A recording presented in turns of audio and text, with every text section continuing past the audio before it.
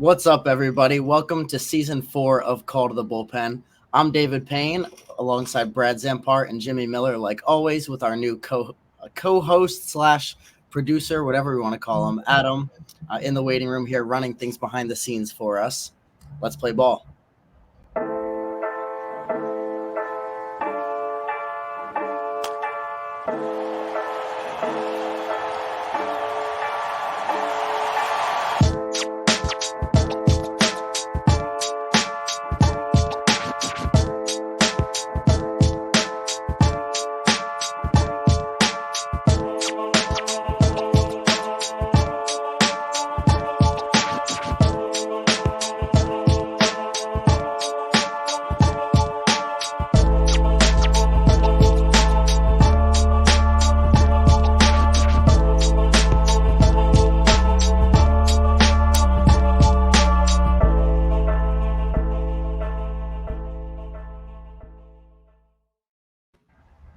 Welcome back, gentlemen. Season 4.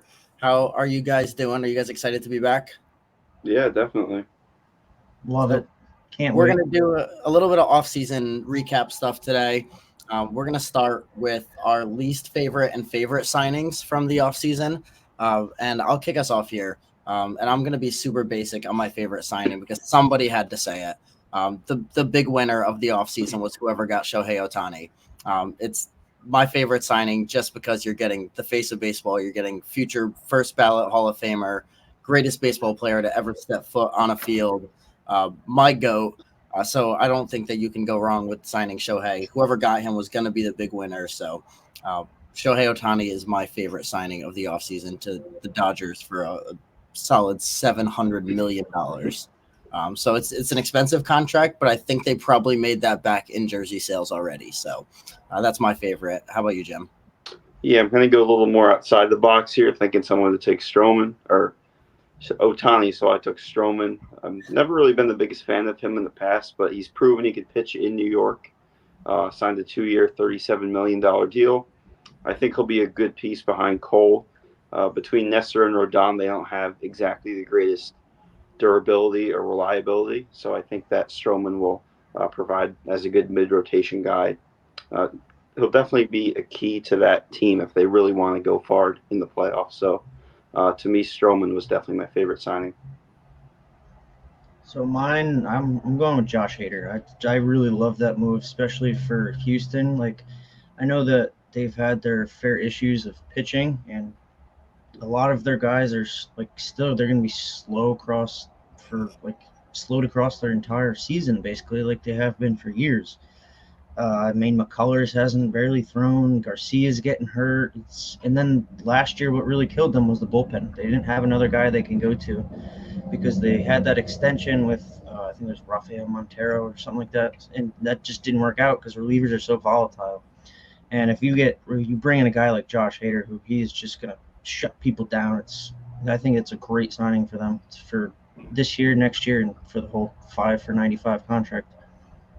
Yeah, and you've got a great 1-2 punch at the end of that bullpen now with Presley and Hader, which could really flip-flop either way. And it's interesting to see the way that Presley, in a contract year, was so okay with taking that setup role there. And I think that's a big thing in Houston is that team baseball and why they're so successful. So definitely interesting to see how that plays out and how that impacts Presley, because you got to think he's going to go back to being a closer when he signs, right? He's not going to sign a deal as a setup man somewhere, you wouldn't think. So yeah. Interesting to see how that impacts his off-season status next year. We're going to do our least favorite signings now, and I'm going to stick with the Dodgers. And this one is probably I'm probably going to have pie on my face at the end of the season for saying this. But my least favorite signing is Yamamoto to the Dodgers, just because I don't see giving a guy who's never thrown a pitch in American professional baseball 12 years and $325 million. I think that probably no other team was even close to that number. And he might go out there and be that guy, and he probably does go out there and be that guy. But you can see the projections on the bottom of the screen here. 3.97 is what we're projecting for ERA. That's not $325 million over 12 years. But he could, he's got the fastball. He's got the stuff. We've seen what he can do in international play. So I might come back to bite me for saying this, but right off the rip, like initial gut reaction is, how do you give this guy 12 years, $325 million? Yeah, I definitely agree with that. Moving on to mine, not really a free agent signing, more of an extension. I went with Aaron Nola, 7 years, $172 million extension. To me, I mean, he's coming off a 4.46 season. With that's a very high ERA for someone to give that long of a deal and that much money to. 4.09 over the past 3 years. I mean, he is durable. He will give you 32 starts every year. He's a workhorse, but I mean, you're not you're if you're going to pay that much money, you want to pay for like production. Obviously, he's had great years in the past, but to me, I think that's too much money for a guy of that caliber, especially when they have Zach Wheeler. I think maybe their hand was kind of forced during the playoffs because he did come through at some points in the playoffs, but I just don't think that deal is going to pan out, especially when he's going to be 31 in June. So I went with Noel there.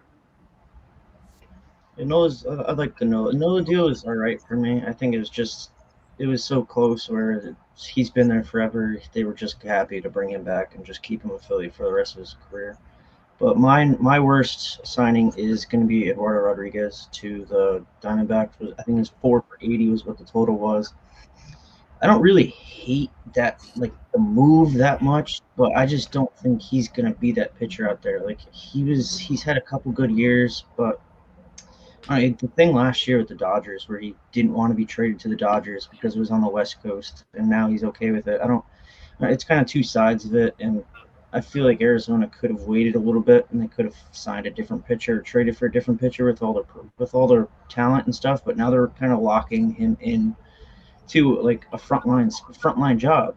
I don't know. If Jordan Montgomery signed for around that, I would probably say that his deals would be worse because I just don't think Montgomery's like going to be that type of pitcher. But he hasn't signed, and he could sign a 1-year deal for $18 million or something and go on the market again. But for now, it's Eduardo Rodriguez. Yeah, I mean, I think the Diamondbacks had to do something pitching wise, because that rotation is not great after the top two guys, really. So they had to do something pitching wise. I think when you look at Erod, he was just pitching in Detroit, which is extremely pitcher friendly. So he had to go somewhere else that was pitcher friendly. And for a while, I think that Chase was considered pretty hitter friendly, but it's actually been kind of like a homer dead zone the past few years. So maybe he fares well in the ballpark out there like he did in Detroit. But what move would you have preferred for them on the pitching side, considering like you just made the World Series, you're thin on starting pitching, like you got to do something. So is it a Blake Snell move? No, I don't think they should have went that big. Like I think they should have went for like the lower, like the Stroman deal. I think would have been perfect for them because they're not this big market team. Like you're now locking in this money, and the last time they did this with a big lefty was Bumgarner, and it was a complete disaster. Awful. So I mean that's kind of where that I came with that, but. Yeah, like if they signed Stroman or if they went and signed Sonny Gray for a year less, I just don't like that they're locking themselves into that, especially because now you're going to have to start paying these young kids. You're going to have to give Corbin $300 million. Where's all this money going to come from? Are you going to extend Gallen too? That's going to be another 200 at least. So it's going to be a lot of money that's going to be looked upon in a couple of years, I think. Well, go ahead. Sorry, but going back to Stroman. He pitched pretty well in Chicago and Wrigley, which is obviously, as you know, very hitter friendly. So I think going to Yankee Stadium, he's a ground ball pitcher. He's not going to give up many home runs there with the short porch and right. So that's kind of my logic behind Stroman, is that he's proven he could pitch in New York. And I mean, I think the Diamondbacks would have been good for him too, because like we were saying before, it's kind of a home run dead zone at this point. So I really think the Diamondbacks, as you said, could have went cheaper, could have went shorter, and went with Stroman instead of Erod. You know that we're really giving like analytical, thought through takes here when Jimmy is praising Marcus Stroman on the podcast, because I think if Marcus Stroman has one hater, it's Jimmy Miller. But so that's how you know that we're giving authentic takes here. We're gonna get a little more team specific now. And talk about our team's off-season grades. Brad and I both being Orioles fans, it'll be interesting to see the way that we both grade the team. And then Jimmy, a Mets fan, so two teams, three perspectives here. And I'll go first with the O's. And I've got us at an A minus. I think that it was a pretty darn good offseason. When you look at Corbin Burns is an Oriole now. You go and get a frontline starter, top 3 pitcher in baseball on pretty much everyone's list. On top of that, 30-year lease. The Orioles are in Baltimore for 30 more years and sold to a private equity group led by a bunch of billionaires. So, I mean, the only thing that could have taken this from an A minus to an A or an A plus would be a Gunnar Henderson or Adley Rutschman extension, which with the new ownership group, let's see what this season and next offseason brings. If Adley Rutschman is not locked up for at least another 8 years after this year, I'm going to be outside of the warehouse rioting with pitchforks and torches. So I got to set an A minus for this year. Yeah, I kind of like how you considered like the off the field stuff too. It's not just who you bring in, but what can you do for the team culture? It goes beyond that. They really brought in Burns and Kimbrel. Those are 2 big guys, but like you said, getting the new ownership gives you a lot of hope for the future. For the Mets, I went with a D. I mean, I get that this is kind of like a transition year for them, but they could have still done more. You have like the richest owner in baseball. They definitely could have done more than bring in Minaya and guys like that. So they didn't land Yamamoto, Snell, or Montgomery yet. If they can land maybe Montgomery and J.D. Martinez, maybe I'd go from D to a C, C+. But to me, like it's not looking bright there. I do think the minor league talent they have coming up is going to be good, but ultimately they didn't extend Pete Alonso either. So to me, it's definitely a D. If I could have won F, I might have won F, but I think D is a fair assessment for them. So for the Orioles, I went with an A simply because they had 2 things that they had to get done this offseason. It was replace Felix Bautista with a back-end reliever who knows how to close games, has done it for years, and then they needed to go get an ace, and they did both those things. The only reason why it's not the A+ is exactly why you didn't give it the A+ or the A, and it's that there was no extension. I get why there's been no extension. These dudes want a lot of money, but that's the only reason why it wasn't the A+. But you got to hope, and especially now with the ownership, like you were saying, it's got to be right on the doorstep.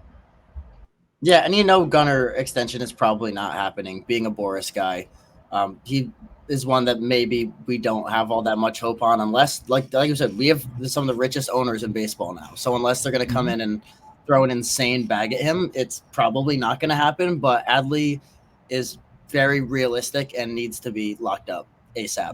And yeah, in my offseason assessment, I totally didn't even mention Kimbrel. And when you're replacing the best closer in baseball, doing it with a future Hall of Famer is a good spot to do that. So definitely, great offseason in Baltimore there. Now jumping over to some more teams, we get a little more league-wide here. I want 3 winners and 3 losers from the offseason. I'll go with my winners first. I've got the Orioles as a winner. You can't have A minus grade and not be a winner of the offseason. I think by most people's accounts, unless it's like Fangraphs or something, the clear favorite to win the AL East and probably a lot of people's favorite to win the American League after landing Burns. So huge winners in Baltimore. The Dodgers, how can you not be winners when you go and get the biggest hitter and the biggest pitcher on the free agent market? Getting Ohtani alone made them a winner, but then I know I said that Yamamoto was my least favorite signing, but he was the most sought-after pitcher on the market. And at first it seemed like they were the only team that was active on the market. They made a ton of moves besides those 2. So the Dodgers, active winners. And then this one hurts me to say, but I got to call the Yankees winners. Anytime that you add Juan Soto, you're going to be a winner. Then you make a move that you need for the rotation, go get Marcus Stroman, which is Jimmy's favorite signing of the offseason there. So I, as much as I hate to say it, I think that the Yankees put themselves in a good position to compete at the top of the division in the gauntlet of the AL East. Yeah, I went with the same 3, Dodgers, Yankees, Orioles. Obviously, Orioles, as we know, that Burns signing basically propelled them to being a winner. They couldn't have done nothing. They really needed to bring in an ace, so that's huge for them. The Dodgers, obviously, with Yamamoto and Ohtani. I think it'll help Yamamoto with Ohtani being there. Maybe former teammates or, maybe they have some mutual connection there. He could kind of be like a mentor to him. And the Yankees with Soto, I mean, like you said before, probably the best pure hitter in baseball. That's huge for them. Even if it's just for this year, I think it brings a lot of optimism into next offseason for them. So Dodgers, Yankees, Orioles for me as well. So I'm gonna go a little outside the box here because I don't want to talk about the same three teams. So I'll think of three on the fly that kind of just come to me. But obviously, those three would have to be the big winners. I don't think there's anybody who had bigger off seasons than them. But I'll go with the Pirates. I really liked what the Pirates did this year. I mean, that NL Central is just a complete toss-up every year. It's just like the AL Central, complete toss-up, and I think that's going to be an interesting division. But the Pirates bring in Chapman at the back of that bullpen, Mitch Keller's extension. I feel like a lot of the young guys last year just needed an opportunity to play games, and they kind of did that. And I really like them to finish near 500, so they're going to be an interesting team. Another one was the Royals. Actually, I like the Royals a lot this year. A lot of veteran signings inside the pitching staff in the infield, and it's kind of going to be like molding their younger guys who are all also coming up. So I like what they did. And third one, let me think if I can think of a third winner. Maybe the Cubs. Yeah, I guess the Cubs because you sign Shoto and then you bring back Cody. So yeah, I like the Cubs there. That's a good one. And the Royals too, locking up Bobby Witt Jr. for a decade is huge. I mean, he's in the conversation for top 5 players in baseball after what he did last year. So that's a huge one for the Royals too. New plans for a new ballpark. If you want to keep looking at off the field stuff, announce the new ballpark too. So definitely exciting. Hopefully, they kind of hit the rebuild phase at the same time as like Orioles, Tigers, Pirates. Obviously you see where the Orioles are at. Royals and Pirates are on your list there of offseason winners. Tigers are rebuilding the rebuild, so unfortunate there. But to our losers now, I'm going to also go a little bit outside of the box here. My first loser is going to be the Toronto Blue Jays. I feel like they did nothing to keep up with this division. They made a few minor moves like Eddie Escobar, but they lost out on Ohtani. They probably got played by Ohtani for some more money from the Dodgers. They didn't do anything they were targeting. They didn't land on. It was kind of like the Giants last offseason, where everything that they were set out to do, they got outbid or they got outplayed. They got played. It was a tough offseason for them up there. And they're in Canada, so they're automatically a loser every single year. But they got cup holders. They added cup holders to their seats, so that's a real big offseason acquisition there. My next loser is going to be Fanatics because you can see everyone's penis, which is a problem. Well, you can see everyone's balls through the pants. The players hate the uniforms. Yes, Fanatics got a bag, and they're kind of taking over the jerseys in every sport, kind of monopolizing sports. So from a business standpoint, they're doing great, but you can see balls through the pants. The jerseys look like they're made on Temu. It's not a great look for Fanatics. Everyone hates them right now. So Fanatics, an offseason loser. And then another offseason loser, a guy not even in Major League Baseball, but begging to be in Major League Baseball. I've got Trevor Bauer as an offseason loser. Basically, anytime a pitcher got hurt, Trevor Bauer has been tweeting about it, begging at some team to sign him, and nobody's biting still. And then you give up 2 hits and 7 at-bats to Marty Mush, and it's a bad offseason for Trevor Bauer all around. So those are my 3 offseason losers. Yeah, I was excited to hear the losers because I figured there'd be a little more variation on our answers compared to the winners. So for my losers, I went with the Mets. Obviously, got to be unbiased there. They, like I said, didn't do anything this offseason. That's why I gave them a D rating. I went with the Angels as well. I mean, you have these players like Trout, Ohtani in the palm of your hands, and you can't figure out a way to win. And ultimately, you lose the best player in baseball. And they really haven't done much. I mean, I know they're eyeing Snell, but big deals just don't seem to work out. We see with Rendon, like they just don't seem to work out. Even with Trout, I mean, he can't stay on the field. So big deals, big extensions typically don't work out for them. So I went with the Angels. My last team, I went with the Phillies. I feel like they haven't done a whole lot this offseason. obviously with the Nola extension, but I feel like that's going to turn out to be a pretty big overpay, especially as he gets into his late 30s. And they had Whit Merrifield too, and he doesn't really move the pin that much for him, I don't think. I mean, he's a good late lineup guy, but I don't think he really propels them to a couple more wins or whatever. Ultimately, they're a playoff team, but I feel like they could have done more. And obviously, as we know, there's still time. There's still a few really good free agents out there, so at least the offseason is not over yet. So I think my big off-season loser's got to be the Padres. It's got to be. They just printed money all last year, and now you have 3 shortstops on your roster, and none of them are playing shortstop. You have Manny playing third base, you have Fernando playing right field, and you have Xander playing second base. And Ha-Seong Kim is playing shortstop now because everybody else has been a complete disaster there. I don't know. And then when you trade Soto, it's automatic. You're disaster. Forget it. For what they wanted with that Soto deal and how it's looked now on the national side with James Woods becoming a super prodigy down there. I think that deal is going to be way bigger than like if Ohtani, like the Angels losing Ohtani. I think that's going to look way worse on because the Angels, they didn't have anything invested in Ohtani. Like they invested money, that was it. But the Padres had all these young kids, and now it's going to be a complete it's different directions. Even if the Padres continue to print money. But my second loser was the Twins. They let Sonny Gray walk. They Kente Maeda left. They didn't really do anything that moved the needle for me. And that division is also so wide open. If you make 1 or 2 moves, it could push it either way, and they just chose not to. And then my third loser is the Seattle Mariners. They really just didn't do anything. I don't really like the Mariners. I've been very vocal about that. I'm not a Mariner fan. I mean, I love Julio. I love guys on the team, but I think they're a very overrated team every single year, and people continue to try to hype them up.